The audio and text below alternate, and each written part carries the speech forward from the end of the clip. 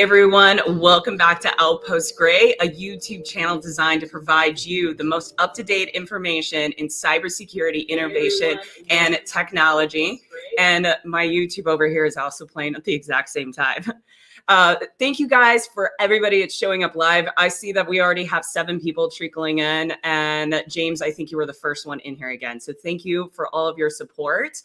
Today, we are going to talk about GRC, one of my most favorite topics. Some people, I know that this is a very boring subject, but I hope today that will change, because we're going to talk about CMMC, NIST, and the False Claims Act, and what all of those mean, and what the impacts are going to be in the probably next 9 months to a year on our defense industrial base. But I'm not going to do it alone. I have amazing guests and experts in this field that I'm going to bring onto the stage. You guys know Dr. Gerald Auger, and then the other guest is Matthew Jones. So without further ado, let's go ahead and bring him on stage. Let's do this. Welcome, you guys. I'm so excited for you guys to be here. How you feeling? Yeah, thanks, Max. I'm super pumped. Thank you. Matt, how you feeling? You ready for this? Hey, I don't know if we're going to be able to make this exciting, but we'll see what we can do. You naysayer. DRC is the I don't know item for 2021. We're going to make DRC the sexy side of cybersecurity. That's what Jess said. So we're going to make that happen today, you guys. So well, GRC is in the driver's seat. You know, it is the bridge of the ship, I think, but. A sinking ship on some things, though. So Matt, if you'll share a little bit, because I know a lot of people are going to know Gerald's background, but Matt, if you'll share a little bit about your background and kind of where you've come from to where you're at now in this space. Sure. My name is Matt Jones. I manage identity and access management and governance, risk, and compliance for a higher ed medical facility in South Carolina. I've worked with the DoD before. I've had many years of experience with the Department of Energy. And I've had the pleasure of working with Jerry in prior engagements, as well as doing some collaborative projects with Jack. So it's a pleasure to share the stage with both of these folks. Yeah, and I met Matt through Gerald, who introduced us because you were our technical editor for our book, which was awesome. And you actually assisted me on the GRC chapter, which I wrote inside of the book. So that was a really good experience for me. I don't know if it was a great experience for you reading our entire book and going through it detail by detail. How was that for you? Do you think you're going to do that again? Yeah, I would do it again. It was, I think it was a good experience. And it gave me, I always relish the opportunity to get on my soapbox. So. For those of you watching, we call Matt the Velvet Hammer. Okay, that is his name at the office, because he'll drop the hammer on you, but he'll do it in the most delicate way possible. It's very gentle. It's very soft. I'm not sure about this, but it's authoritative. So what you're saying is you want to be domain admin? Yeah, you know what? That's just not going to work. Yeah, so the Velvet Hammer and Outpost Gray bringing the GRC heat today. I love that. And Gerald, how do you know Matt? How did you guys connect?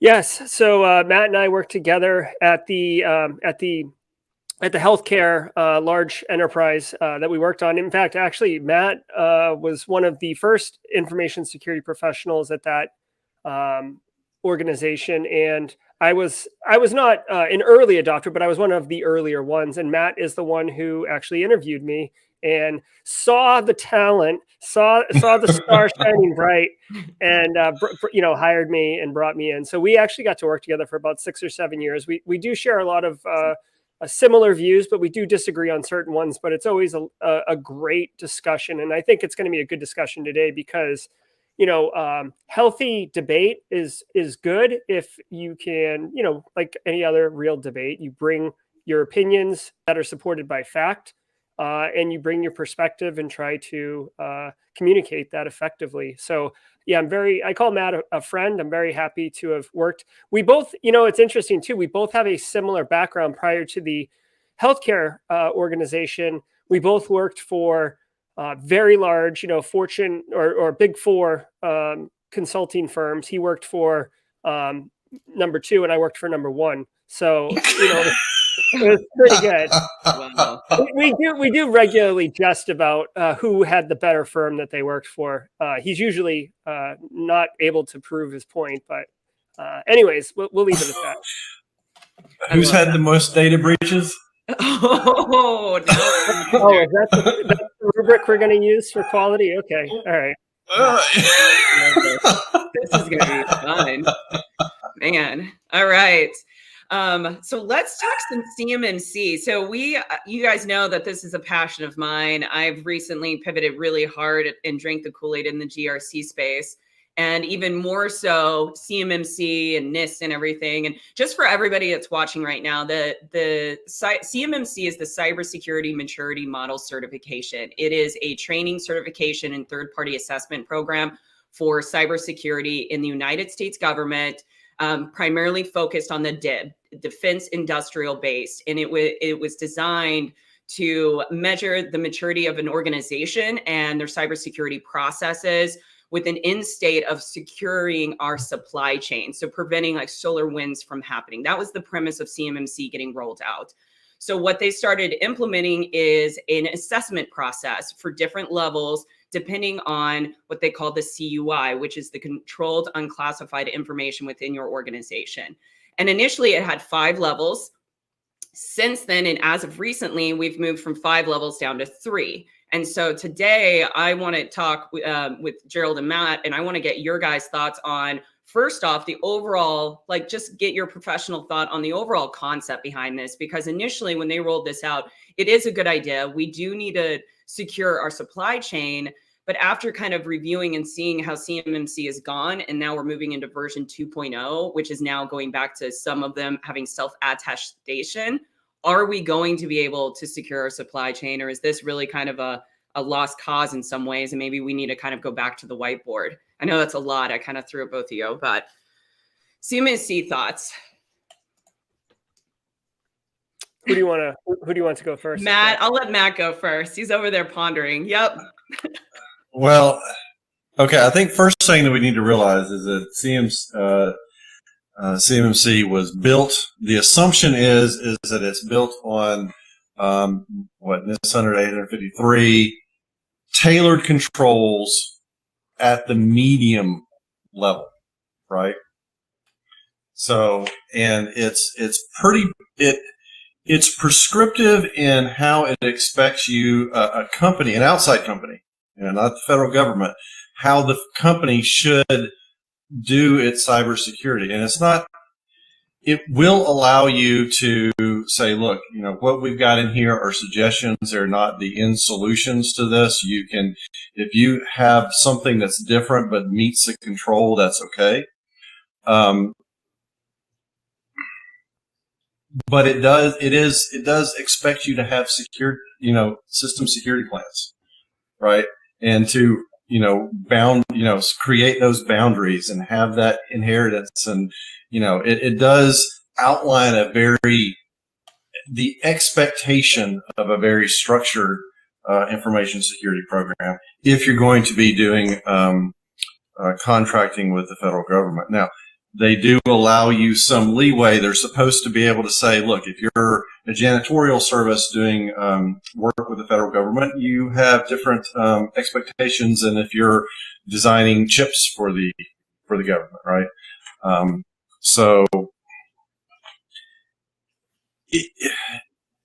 When we get into the false claims, I think we'll see some more.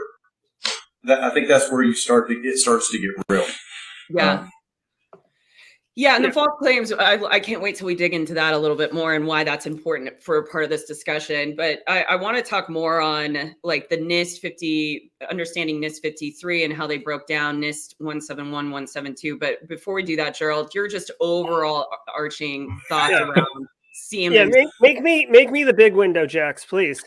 I am feeling froggy. Listen, folks. I know you always see me, and I'm usually pretty cool customer, pretty even keel. This particular topic, I am super passionate about. I've got a very strong opinion, right? And I'm feeling froggy. Okay, so check this out. Listen, the concept behind it makes sense, right? So in theory, what they're saying is, Matt, go on mute. Listen, so what they're saying is, for years, the federal government had to comply with FISMA, right? So they had to meet these standards. But so many people, much like Matt and I, at the consulting firms we used to work at, tons and tons of private companies do work for the government, whether it's designing chips, like Matt said, or actually, implementing programs at the organization. So you're standing right next to a soldier, but you're wearing a civilian badge or a Booz Allen badge or something like that, right? And those companies never really had to comply with any security. So you're securing the crap out of this government installation, but you have people coming in and out who have no level of security requirements placed upon them, which is a hot mess on fire. So they come up with this thing called 800-171, and they say, listen, this subset of controls apply to you now. Oh, and guess what? The way that we're going to allow you to say that you're doing it is by self-attesting. So basically, you tell me one company that's going to be like, oh yeah, we just didn't make the attestation this year. Guess we're going to close up shop. We made a good run at it. No, they're going to say we're completely compliant. Why? Because no one's going to come check them. Right? And this is the problem. So then everybody's just lying that they're compliant. And then there's a bunch of breaches and they're like, well, this isn't working. We really need to fix this. So they came up with CMMC, which would require a third-party independent audit of those same exact controls, essentially. And then you couldn't bid on work unless you had that piece of paper that said you were certified. The problem is, and to what Matt's about to get to, the problem is, first of all, it's rife with corruption, right? Because who gets those contracts to do that independent third-party auditing, among other things? And there's conflict of interest because the big accounting firms are going to want, or consulting firms are going to want to audit as part of that work because it's guaranteed work. But Booz Allen can't audit Lockheed Martin, right? Because if Lockheed doesn't get it, then Booz could bid on the contract, right? So there's a lot of issues with it. But now here's the final piece of the whole thing. They weren't allowing you to do any tailoring. So to Matt's point, let's just say, for example, you're a 10-person company that's got some, crackerjack developers who are making some special piece of software for the Marine Corps, and you are really good at it, and it's awesome. Well, guess what? You're going to have to implement all these 171 controls, and they're like implementing like an entire SOC, like an entire security operations center. Effectively, I'm kind of generalizing, but that's like one of the controls. Dude, if you're a 10-person shop, you can barely keep the lights on, let alone introduce a security operations center for 10 computers. Get out of here with that noise. So that's the big problem with that. And that's all I got to say about that. Let's move on. Oh my gosh. Well, Matt's got something. Yeah, go ahead. Well, no, I think that's, and when I worked with the federal government, I think that was a issue. The government, a lot of times, they look at risk is equivalent to compliance. If you're compliance, then you have no risk, and that's not necessarily the situation. I worked in situations where we were doing exactly what Jerry was talking about, right? We had a 5-node network, right? And according to the book, we've got to have IDS and firewall, the whole stack to make this 10-node network compliant. The problem was we weren't looking at it from a true risk point of view and making the appropriate select. NIST, in the true old-fashioned NIST controls, while difficult to maybe comprehend sometimes, it was designed to allow you to tailor, right? If you followed it properly. The problem with a lot of times with the government is that they don't want to do that tailoring. They just want to do this is what the book says, this is what I have to do, right? Oh, it's a medium, it's a high. These are all the things that it has to do. No one steps back and says, that doesn't make sense. It's not actually reducing risk for the money that we're spending and the time and effort that we're spending on doing it. I'm willing to accept that and move on. No one wants to do that. Yep. And you said a good point. My soapbox.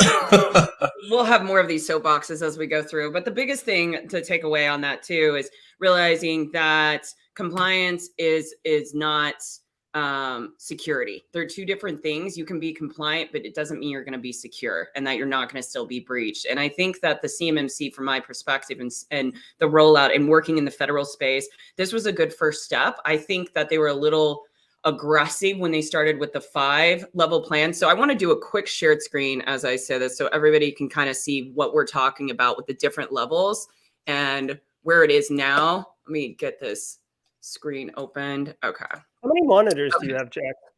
3. 3. Okay. Yeah, 3. So I got one up here and I got 2 over here. So if you guys can see this it's a little small, but down on the left, that's what the original CMMC framework looked like. It had 5 levels. Level 2 and level 4 were basically a preparation to get you prepared for 3 and 5. And why they did that is those were the heavier lifts, and those were all from one was you had self attestation, and that was companies that did not have CUI data. But from 2 and up, it was CUI. Didn't matter what the CUI was, you were going to be third-party assessed. Now, if you look to the right, what has happened and where there's going to be more confusion, and we actually had a meeting today with the CMMC AB accreditation body, was you see on number 2, now there's a split off. And this is where it gets confusing, because initially on the left, you had NIST, you had third-party assessment, and you had CMMC specific controls that were in place to ensure that you were doing those additional steps outside of NIST to secure your environment within the compliance framework. On the right, they've removed the Delta controls, and that's what it's called. So no longer you're having those CMMC controls. Now it's all either NIST 171 or NIST 172, and that depends on the level. So if you're on level 2, you're going to have NIST 171, but then you have to decide, is your CUI data, is it a priority or non-priority? And they haven't clarified that. If it's a non-priority, you can still do self-attestation, and you don't have to have a third party. And we'll dive into, this is the area where the False Claims Act and the whistleblowers law is going to start taking effect, because if you have CUI data, but you didn't think it was CUI data, or maybe you did and you thought it was a non-priority, and you self-assess and they catch you or somebody blows the whistle on you, they could implement the False Claims Act. My thought on level 2, and this is me working in the federal space, if you have CUI data, you have CUI data, and therefore you should be getting third-party assessed. I do not agree with this at all. I think that this is bringing us back basically 10 steps and putting us almost where we are, but actually worse, because now we're letting companies go to level 2 certification while self-assessing, yet we know they have CUI data. What are your guys' thoughts on that? I actually have a question for you, Jax. This is something that I keep up with ancillarily, because currently what I'm doing, we don't interface that much with the federal government in this space. But it was my understanding that the original 800-171 had an appendix for NFO, that you had to do the certification, but you were also expected to do the NFO controls as well. But when I'm looking at the new Rev 2 model, I'm not seeing, I see it in the appendix tables NFO, but I don't see the appendix anymore. So what happened with that? That's what got removed. They took that out. Oh. Yep. So they took it out, but they left the reference in the tables. I think it's because this is such a new change in the last week. So the DBARs and FARs and all of the edits and adjustments are still rolling out. And I would think you're talking about NIST specifically, I would think that would probably get rolled out when they update the FARs, the federal acquisition requirements. Am I wrong on that? Do you guys know? Gerald, are you familiar with that? I mean, to Matt's question about the changes being made, I mean, this whole CMMC thing has been a bit of a debacle, and like it kind of came to a peak or climax like two weeks ago, and I really just think it's like vestigial things that they just haven't updated in other places. So, I almost see it as like what they're putting out now is the de facto standard, and like anything that conflicts with it is basically wrong until they get a chance to get around moving at the speed of government, right? So that's what I think is the deal with that. So from everything I understand, it's basically self-attestation for level 2 and then 3 CPAO for level 3, which would basically be more like national security, like F-35 program, like those type of things, So Shit. Sorry. Yeah, I'm trying to figure all out the screen option. Dang it. Why does Matt keep coming up as the primary person? right. Yeah, actually, you have to move yourself over to Matt, and now do it. I want to just do it as this. Okay. So what you were saying, that was really funny. I need to figure out these controls better, Matt. You were just kept getting center. It's fine. So these are the two deciding factors. If you're a level 2, as of right now, this will probably change, but this is what they put out. They being the accreditation body from the government program office, put this out that you will need, if you're going for level 2, and you need a third-party assessment inside of level 2, then your company needs to be managing information being critical, like you said, Gerald, to national security, or your company supports a high priority program. So it's going to be really interesting. I hope that the organizations are going to know if they fall in that. You think they would, but I don't know. And then it goes back to, how are they going to know if they have CUI data or not that's critical enough to be self-assessed versus third-party assessed?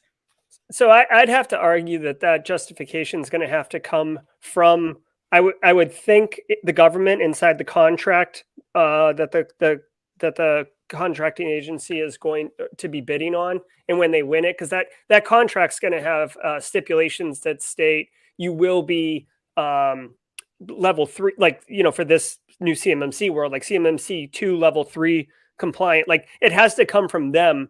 It can't come from the consulting or the contract or anything like that, because this is something that is hilarious, and you see it all the time, Matt. I'm sure you saw this, right? With taking it back a second, when you're talking about federal programs being FSMA compliant, there's 3 levels, right? There's low, moderate, and high baselines, right? And everybody thinks that their baby is special. Everybody thinks that their system is the most important. So you say, okay, it's a high priority. It's a high baseline. Here's, the 400 things you have to do. And they're like, how many does moderate do? And you're like, 200. Yeah. And they're like, I feel like it's more moderate, right? And then like, how many's low? Can we get it down to low? It's like, no, you can't get it down to low. So I could see it being abused in a similar way with CMMC, where it's like, oh no, like, this is definitely a high priority. We need to cut the line. And it's like, okay, that's fine. You're going to have to get independently audited. They're like, you know what? It's actually like kind of important, but not really, kind of. So maybe we could do self. Well, as the data owner, the government's got to assign the level of, do the data classification, right? Yeah, it's their contract. It's they're the data owner. They have to do the classification. Yeah, you would just hope that it's not another contractor in that billet doing that decision. Well, that's a whole. Well, that's true. I guess a good point. Farming out to a contractor the data classification to another contractor. Yeah. But then you get the conflict of interest, right? You're going to want to farm, who's going to qualify to be the auditor. And as an auditor, to me, you shouldn't be able to be in a position to a portion of your business to bid on that work yourselves. Mm-hmm. Right. And then, of course, there's always the question of auditing the auditor. Mm-hmm. Yep. And that's actually a really good question I'm going to bring up over here that James asked on that. So he says, who decides what company comes in to do the audit, and is the company being audited or the government? So this is a great question. It's a little complex. So C3PAOs come in. They're the ones that are approved to do all of the audits. Now, we didn't have any C3PAOs initially, so the DBCAC came in, which it's the Defense Industrial Base Cybersecurity Assessment Center, is the DBCAC. So they temporarily put the hat on to go and assess C3 PAOs. We have 5 right now. We could have more. It was 5 2 weeks ago. It seems to keep changing every week, more and more, which is positive for us. So the C3 PAOs are the designated assessors, and then they say, hey, this is good to go. And then they give that recommendation to the CMMC accreditation body and say, we believe that this organization is thumbs up. They're good to go to get certified. And then the CMC AB steps in and does an additional verification of that. Now, the conflict of interest, and somebody brought this up too, Matt, that you were saying is third-party certification conflict of interest. Do you see any solutions to this requiring gov entities to certify? So it's like a 2-part. I want to answer the first part of that to add on to what James asked, and then I want to field questions from Matt and Gerald, and then we'll do the final part requiring gov entities on that. So for the conflict of interest, there will not be a conflict of interest for the certification because they've done a good job with the assessment versus the audit organization. So for example, I'm a CMMC RP, registered practitioner, which works with a registered practitioner organization, RPO. I work through the RPO to then help you get prepared for your assessment. After that, and I get you fully prepared, you're good to go. I provide you security stacks, all the things that you need, a full SIM, whatever it is that you need to get ready for your assessment. And then I give you over to the C3 PAO. I can no longer be part of that assessment any longer because of conflict of interest. You go to the C3 PAO and then you kind of move through that process. So that's how they keep some of that separated and siloed. So there isn't a conflict of interest, but as we've seen, there's always loopholes. There's always ways to get around that. But Matt, Gerald, I'll open it up to you guys. Your thoughts on that? So is a C3 PAO a outsourced function, or is that a function of the government? That'll be outsourced. That's through a company like Coalfire. Most of them are private organizations. And that's the conflict of interest. Yeah, and when you say loopholes, I mean, there's such obvious loopholes that people who work in the government contracting game, it's commonplace. It's so obvious. We all know each other. Yeah, I mean, so for those who are watching, real quick, the easiest way to do it, it's all about the money, right? Follow the money. If it's going to be a lot of money for this type of work, like a game-changing amount of money, they'll spin up a whole new company. Right? Go back to when Sarbanes-Oxley invented and what was it? Arthur Andersen broke off Accenture. KPMG broke off Bearing Point. Huge companies just appeared overnight that all they did was consulting work for Sarbanes-Oxley, because it was that much work going on.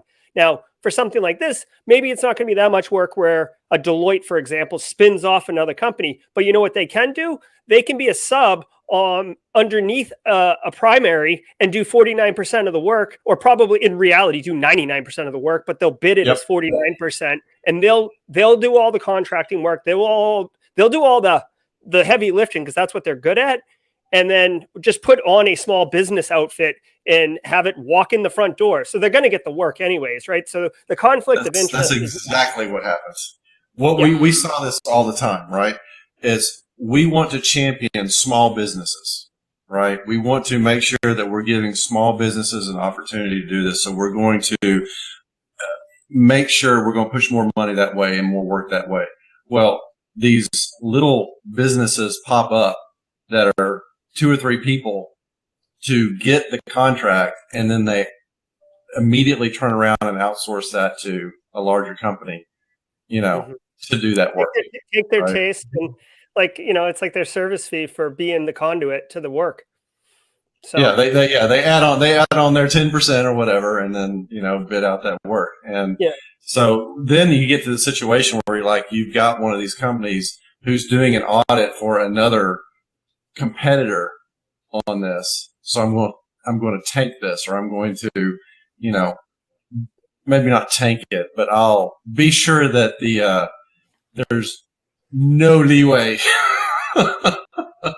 in my audit findings. So what do you think, Matt, for the second part of this? What are your thoughts, professional thoughts on what do you see as a solution for this, for the conflict of interest? Should we require government entities to certify? Like, how would that look in a perfect world? Because that's what we need, right? Is bigger, more government. I don't like that at all. I think, I think we need to police our own, but we're not doing that. And the government is stepping in, and we're seeing that through executive orders and the different legislation that they're pushing. Right. So either the government does it, or the government, does a lot. Like, they limit that outsourcing capability. They start leveraging more named principals in the contracts, as being part of the company that they're doing the work with. Mm-hmm. Yeah, definitely. Or you have some type of adjudication process. I mean, if anyone passes the audit, it doesn't matter if they feel like there was a conflict or not. They're not going to ever rebut or bring it up, because they got what they wanted. They got the certification, right? So it's only going to happen if there's a denial of the certification, at which point it's either going to be obvious that they weren't really qualified to be certified, or they're going to claim conflict of interest. And then there would have to be some type of independent adjudication process that would be hopefully not used all the time, but a mechanism. And then if the adjudication process does reveal a conflict of interest, and this is a nice segue into False Claims Act, like there should be some type of either civil or criminal penalty for that abuse of power, because you're really screwing with the government process at that point. And I think if you levy some type of punishment, legitimate punishment, to deter bad behavior, I think that's the only way that you're going to get someone to do that, right? Or some business. Does that move into debarment? Into the right? What? Into debarment, right? So if you're a small company, right, that's contracting and you're outsourcing that, and it's the outsourced company that did the deed, right? Mm-hmm. You're responsible because you're the contracting company, right? But you're just a small company. So what do? You fold, and so does the government put you on the debarment list from contracting with the government going forward? Possibly. I'll tell you what. One of the best policies, and stay with me on this one, people, because this does track. Okay. One of the best policies I have ever heard of or seen. My uncle ran a private nightclub bar in the 70s, right? It was called the Devil's Den. Sweet place from what I can tell. I'm not that old. I know I got gray, but I'm not that old. Listen, the way that you got into this place, it was a private club. He invited, initially when he started it, he gave an invitation to like 20 people he knew in the community. And then he said, you can invite whoever you want, right? But when they get here, so I'm going to invite Jax. Jax is my friend. I trust Jax, right? Jax, come on in. Jax becomes a member of the Devil's Den also. My uncle would write down Jerry, Jax.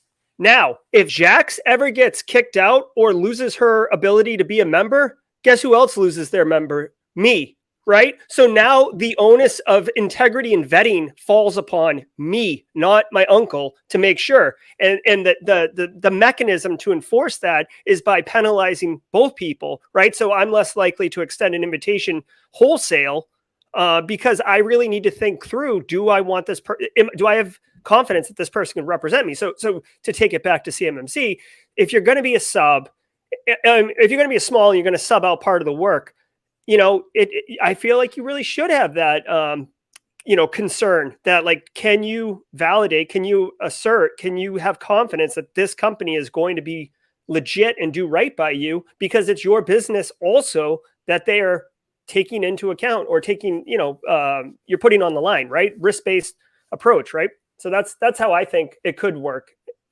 I love that idea, actually. I think that if we started policing our own, the prime started policing the subcontracts, knowing that they could be fined or they could lose that contract, because you can't just kick like a Deloitte out of a space entirely. But what you can do is take that contract away from them, take that segment away from them, and do it for a period of time. Like, you can't bid on this area for 1 to 2 years because of your discrepancies. And they're rolling out within the CMMC, they're doing a lot of POEMs and waivers. They're going to have a lot of restriction around them, but it would be, you could use POEMs and waivers to assist you in making sure the smaller subcontracts that you have are compliant before you go after these contracts. I think that's a great idea. I think then we'll start policing our own, and then we can stop relying on the federal government to make us police our own. And that's what's happening right now.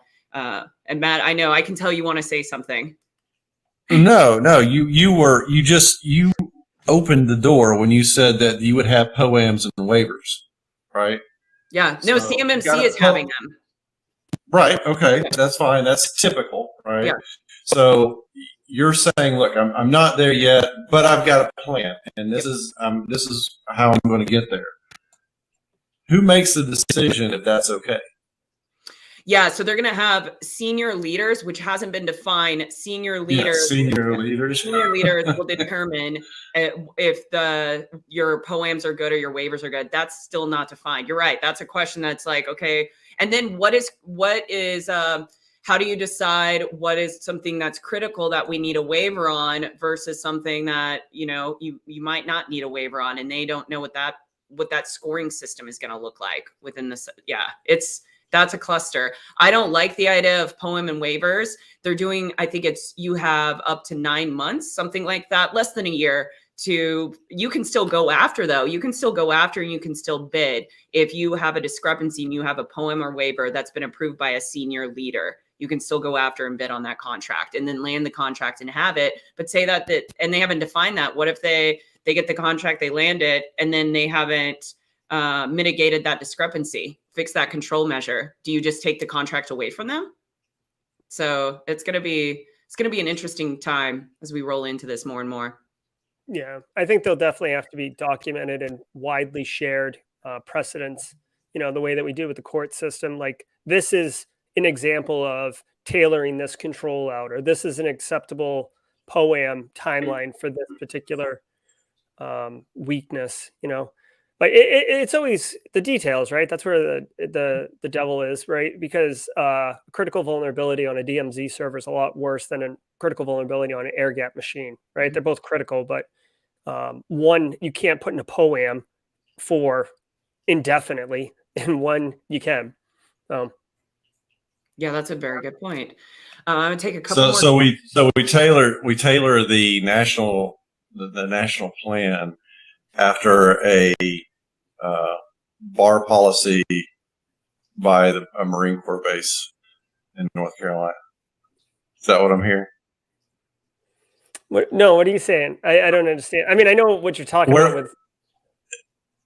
You said this idea, the idea was from your uncle, right? Who ran a bar. Yeah. Okay, I get it. So if anyone's ever been around Jacksonville, North Carolina. You're a Marine. You've been there. Yep. Everybody doesn't know Thunderbird. Prior Marine. It's former, right? Yeah. Well, the bar that Jerry's talking about, the Thunderbird, was no. The Thunderbird was the successor. I was talking about the Devil's Den. Okay. The Devil's Den was a private club. The Thunderbird was just a rock and roll landmark in Jacksonville, North Carolina. Yeah. So when you said bar, if you've ever been to Lejeune, the Marine Corps base in Lejeune, if you've ever been enlisted, you've probably been to the Thunderbird. The Thunderbird was this man's uncle's. Yeah. He took the money from the Devil's Den. And it was a pretty big deal. But it was landmark. It is absolutely landmark. Yeah. I love it. Was good. I got to work in it as a kid. It's like, because I got to put to work young. So what's this? I haven't been involved in ATO certification. Yep. Yeah. Does this help or hurt the cluster F process for secure spaces? I don't know. I would say no, but I know that already, because I had a defense contracting company, and getting a certified billet and having that, it's already a cluster of F. So you're already at a certain secure level. So I can't imagine the CMMC already impacting that, because there's so many loopholes. I would agree. Having a vendor run skip, Yeah. That's a whole nother level. It is. Yeah. We have another one over here from James. On the reverse of conflict of interest, what is it to keep a company from paying the auditor to get a good score in a case where they do not meet requirements? So they talk about this in the CMMC RP training and RPO training. And honestly, it goes back into like the whistleblower, good faith, integrity. That's really what it is. And somebody can report you if you're trying to do something shady like that. And likely because of how sensitive everything is, if somebody comes out and says, hey, this person is trying to, buy us off, I'm pretty sure they're going to take the whistleblowers. If he has evidence or she has evidence, they're going to take the whistleblower's statement on that. That's my thought on it. But it's all right now around just integrity in the space. And I don't think anybody. Well, you get popped, right? And they're going to come back and say, how was this missed? Right? You certified that this was the case. How did you miss this? Yep. Yeah. No, Obviously, this wasn't the case. No. And that's a good pivot into what I want to really dive into towards the end of this is the DOJ's movement into the civil cyber fraud initiative that's happening with the Deputy Attorney General, Lisa Monaco. And I actually I'm going to pull up this justice.gov really quick. But actually, no, I don't like that article. I'm going to share the one that I sent to you guys earlier. So this is an article that came out October 13th, 2021. And so let me pause for a second. So high level for everybody watching right now. We've talked about the whistleblower and we've talked about the False Claims Act. And why those are important is because the DOJ is doing this really big cyber crimes initiative, and they're trying to utilize the False Claims Act as a way to lay hefty fines on these organizations that are working in the DIB space that are falsely saying that they're self-assessing as good to go. So the next step, and Matt and Gerald and I have kind of said it throughout this, is if we don't police our own, the federal government is going to do it for us. And this is one of the ways that they're attempting to do it. However, there are some flaws. There's some areas for interpretation.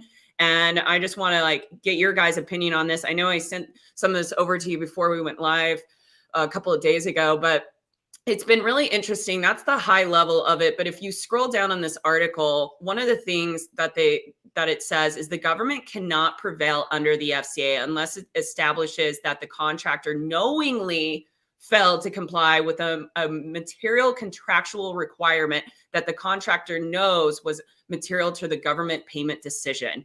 Oh my gosh, can you talk about anything more gray? Most organizations are going to be able to get out of this just by saying, well, I didn't know that it was COI. I didn't know that it didn't comply with this. That's my thoughts around it.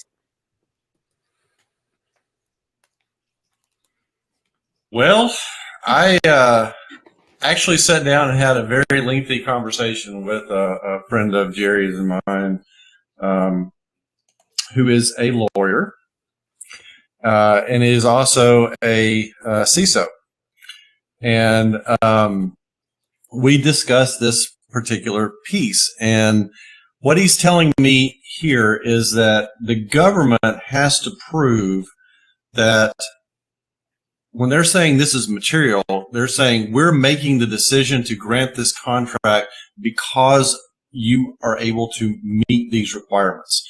And unlike in the outside world, a lot of the contracts and stuff I review, they use very ambiguous gray terms, industry best practices and best efforts and, that type of stuff. But when you're contracting with the federal government, they're really typically pretty prescriptive about what the expectations are.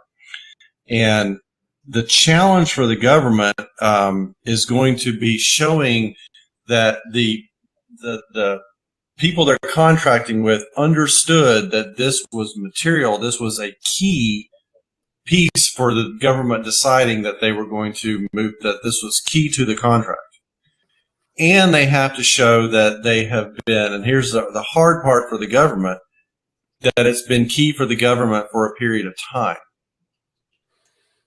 So the government hasn't been making this a priority before. So now they're going to have to start placing a lot of effort into showing that it is now material in the contracts if they expect to win in these cases moving forward, which I think that's what that article was trying to convey. How do you fix that? The government sues and they lose it. And then they go back and they fix their contracting language until they get it right. And that's kind of how the law works in that space. Mm. And when you're saying contracting language, you're talking about like they go back and they work on their DFARs and FARs to ensure that the contracting organizations know what is going to be required of them when they go after the, and they're in that specific sector and they're going after that contract. Is that what you're saying?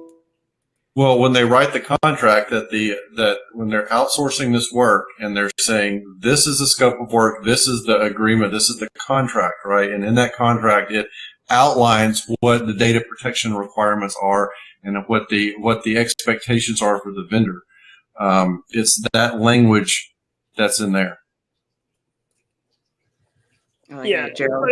I want to highlight like a real example where this could be an issue, right? And it's not negligence, right? It's not knowingly being fraudulent, but under the letter of the law and the contract, it would make sense. So under this situation, Biden's executive order a couple months ago, like outlined that organizations would need to notify the government within 72 hours of detecting a breach, a data breach. Okay. So you're going to agree to that because that's what it says in the contract and you want that money and you feel like, if there was a breach, we would let the government know. But like, anybody that's worked in this industry for any amount of time knows that like when there's a real situation you're dealing with, like 72 hours isn't enough time to like even figure out what's the scope of what's going on, how bad is it, what data was involved, is there, sometimes it takes you a while even to confirm that you have something. So if you're alerting the government within 72 hours of detecting something, a couple things happen. One, if you're going to be following the letter of the law, then you could be notifying them all the time and then having to follow up to tell them that it was a false positive. Or you're not notifying them until a week, 2 weeks, 3 weeks later, and then they could hold you for not notifying them.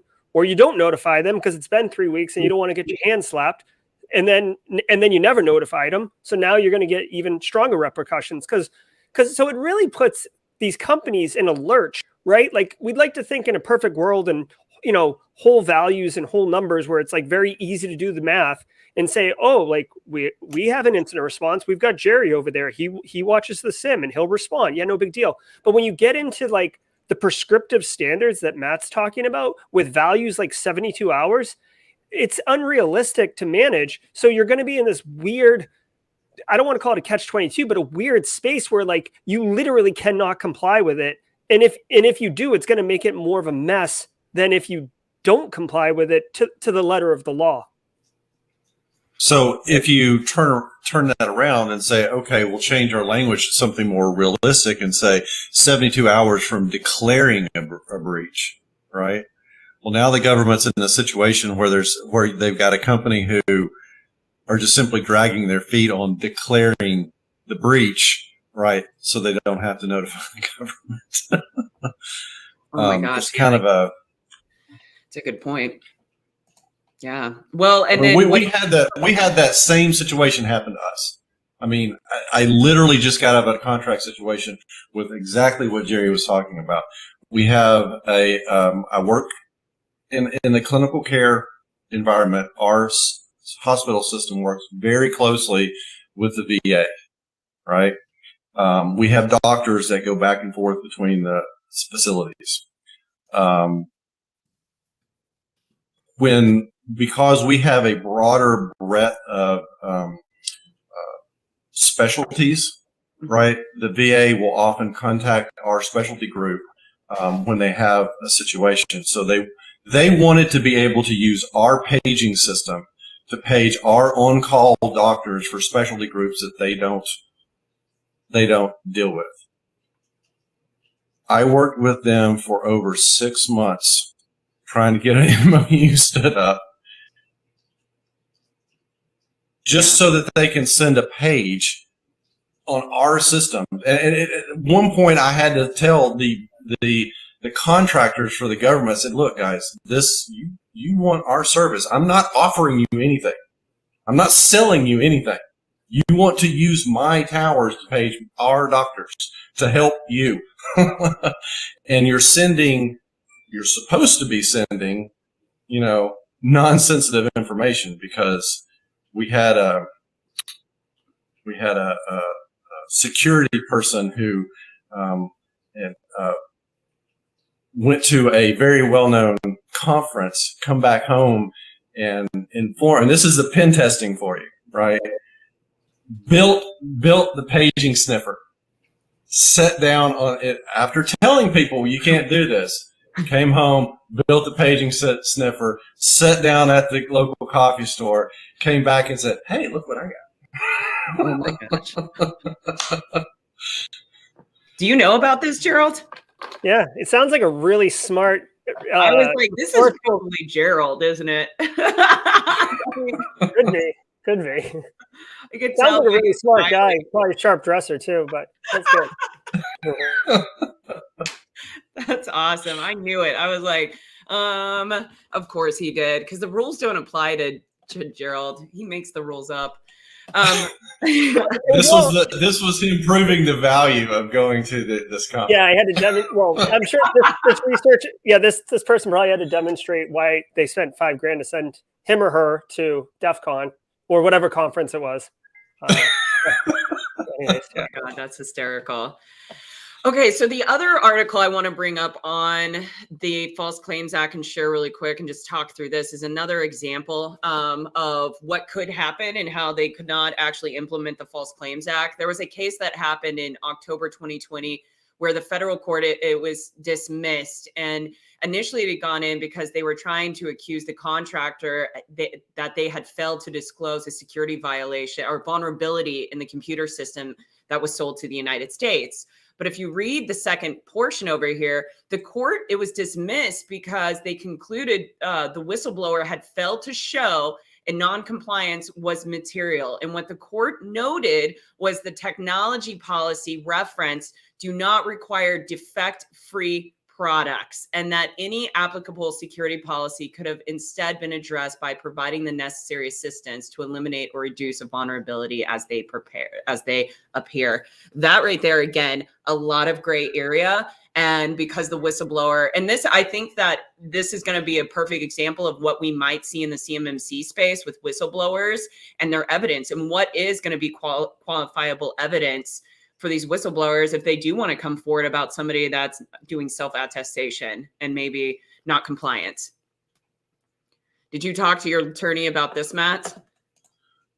Well, again, it's about material and expectations. I mean, no company is going to sign a contract that says my product will be free of vulnerabilities. Yep. I mean, so it's unrealistic, you know.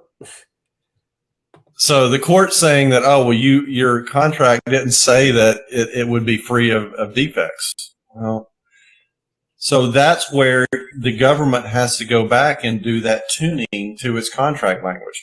Obviously, you can't do defect free. Okay. Well, if you know of a defect, right, is there an expectation to disclose the defect and then notify what the remediation plan for said defect is?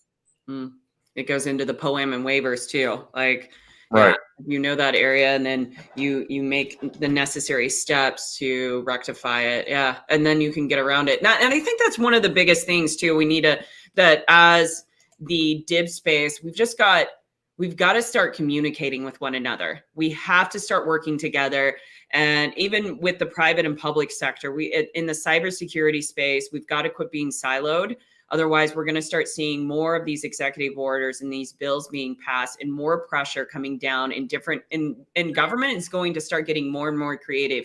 The False Claims Act was just the first thing that I saw as a very creative move on their behalf. Nothing's stuck yet, but that doesn't mean they wouldn't go out and try to create a new law around this to start putting more pressure.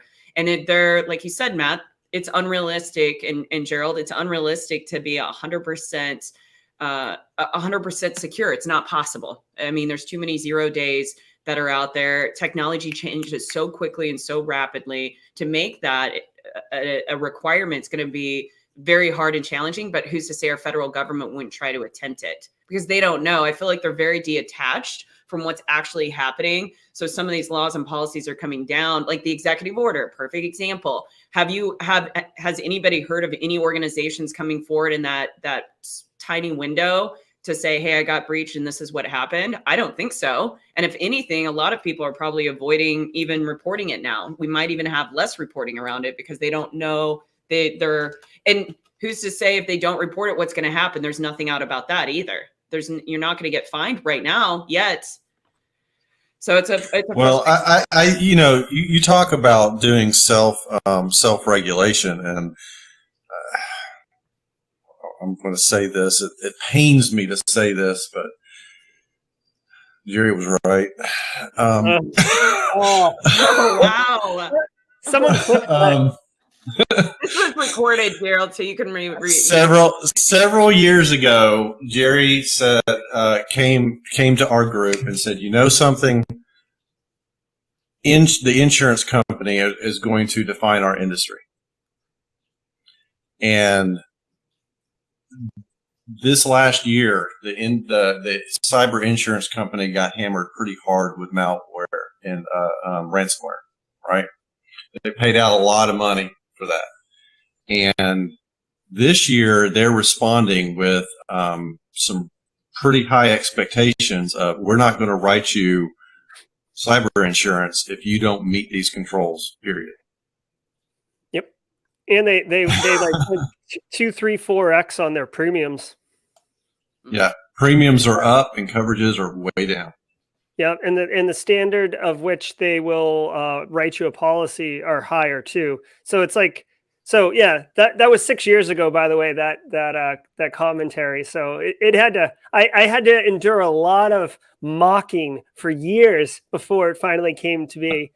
But yeah, so insurance companies are now pivoting from, Oklahoma Sooner land grab type style, where they're just racing across to get as many customers as they can, to they won't even write you a policy. Like if you don't have MFA in, good luck finding a company to write you a policy.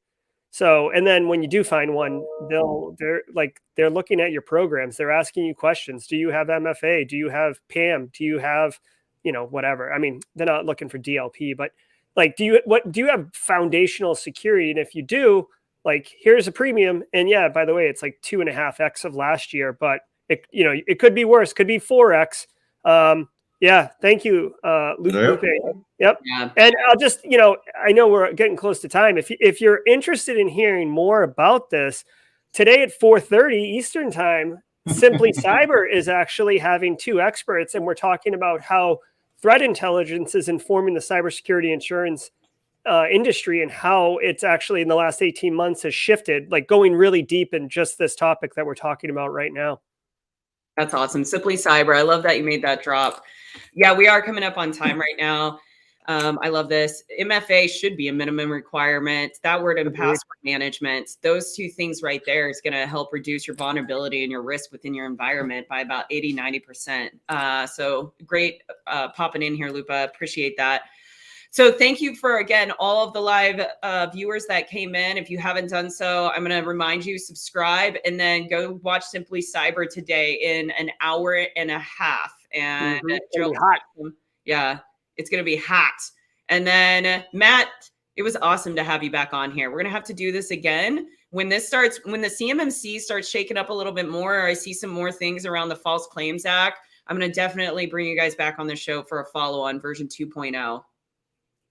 What I want to know, Jax, is when you come to town, when are we going to sit down and have this discussion for real over beer? Yeah, we need to. I know Gerald's a beer connoisseur. I mean, that's a thing. It is a thing. The rumors. There's a certification and everything. Out, yeah.